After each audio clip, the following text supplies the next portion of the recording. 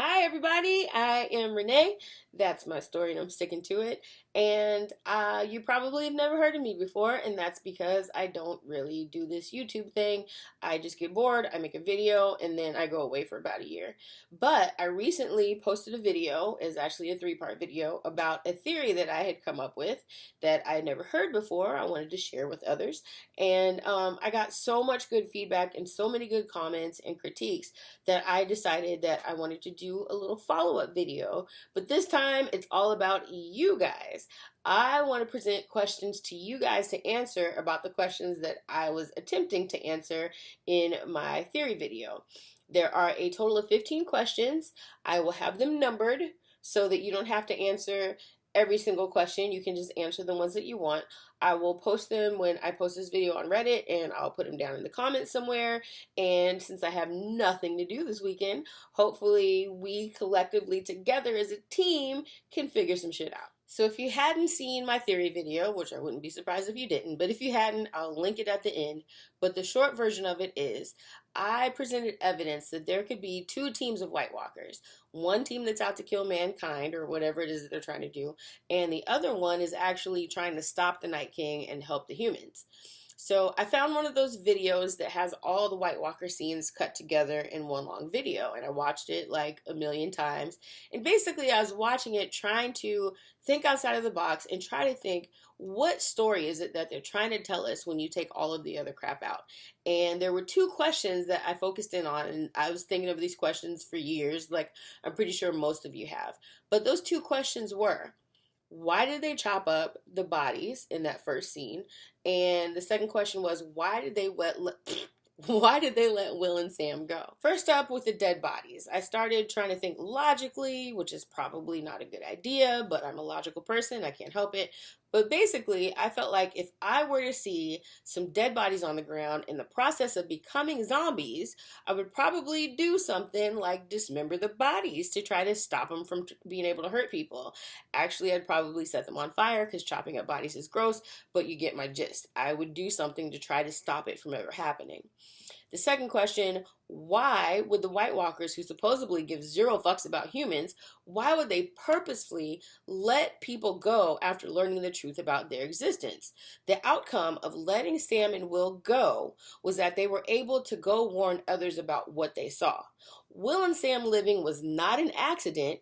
They didn't just get lucky and get away. The White Walkers let them go on purpose. But why?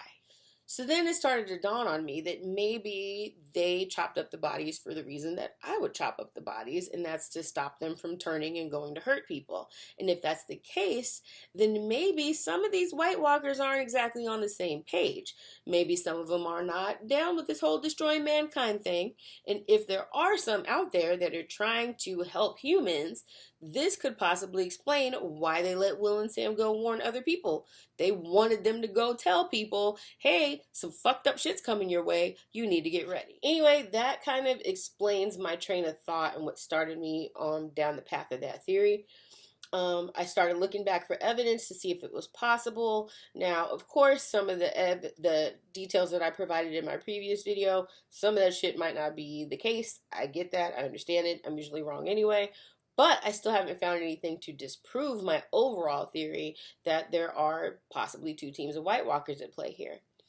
I was attempting to think outside of the box and move past some of the more obvious answers. And that's kind of what I'm asking for from you guys, is to think outside of the box and let's see what else we can come up with. What are some other explanations? So let's say with the chopped up dead bodies. Yes, that could have just been for dramatic effect to show us that the White Walkers are evil killers. But let's take that completely off the table. So my first question for you guys, question number 1 is, why do the White Walkers decapitate and dismember the bodies instead of letting them turn into wights and joining the army of the dead? Question number 2 is, why did they let Will and Sam live? So once I started thinking more about this theory, I tried to ask myself, like, how could they have possibly pulled this off? And I ended up keying in on the fact that they changed the White Walkers' costumes in season 4.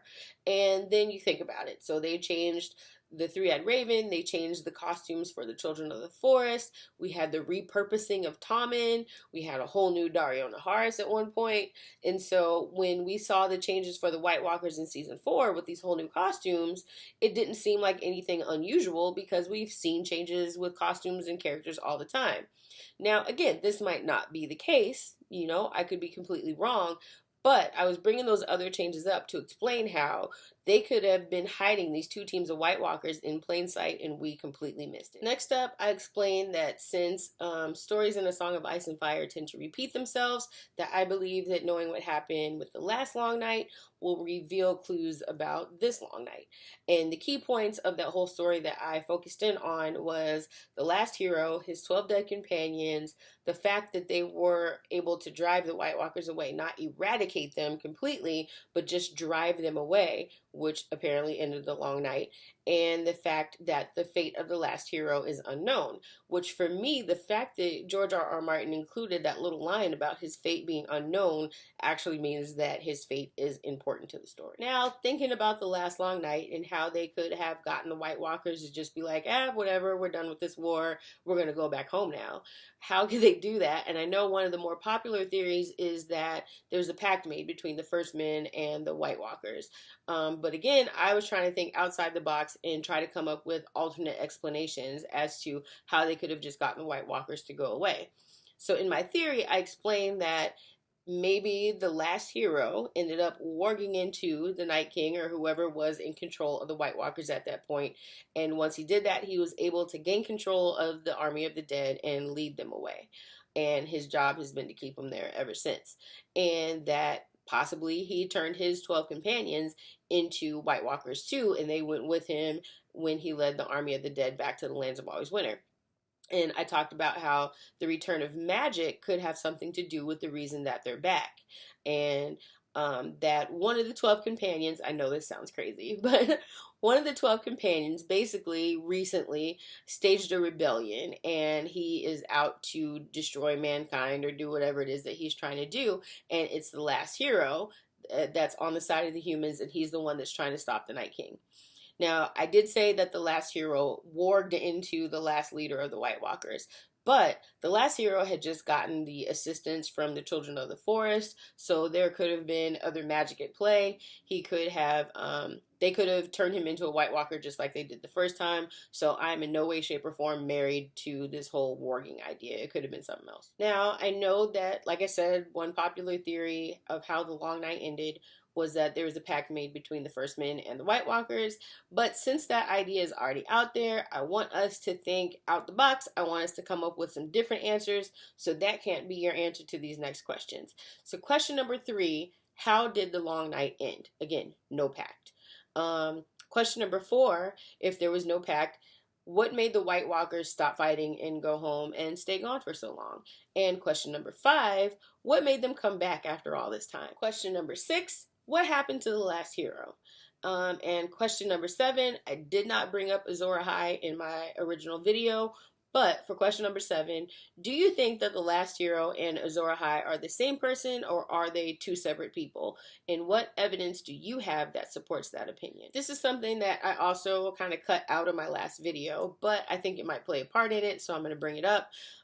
We know that the White Walkers are vulnerable to dragonglass, Valyrian steel, and fire. And so it's not, to me, out of the realm of possibility that they can't actually physically handle any of those 3 materials. And if that's the case, in theory, they can't actually kill each other because those are the 3 things that can kill them. And if they can't touch them, how can they kill each other? So for this, I'm only asking concerning the White Walkers, not the Wights. But I want to know what you guys think. Do you think that the... question number 8, sorry. Do you guys think that the White Walkers can actually kill each other? So next up, I said that maybe the babies are not being turned into White Walkers. Maybe they're being used as a form of magic or something like that to make the White Walkers' magic stronger.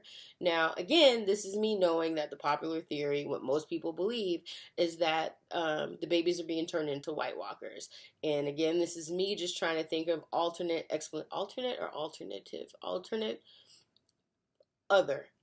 explanations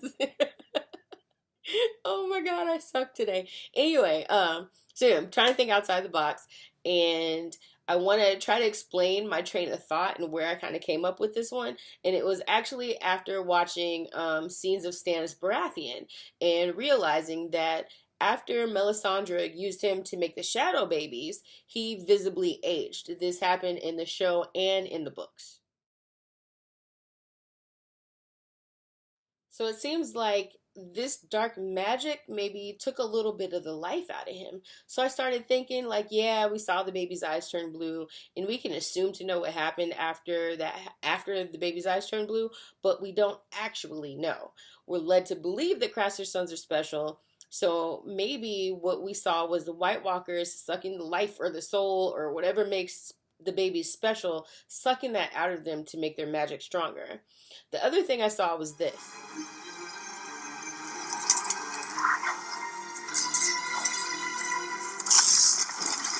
The little ball bomb thing turns blue, just like the White Walker's eyes, and just like the baby's, right before Leaf blows herself up terrorist style. And so I was thinking that maybe that was showing that she was infusing the little bomb ball with magic or something. Now, again, this could all have nothing to do with nothing, but I want to know what you guys think. Question number 9. What is up with Craster's babies? And remember, them being turned to White Walkers, that's off the table. What are some other possibilities? Question number 10, why do they only care about Craster's sons?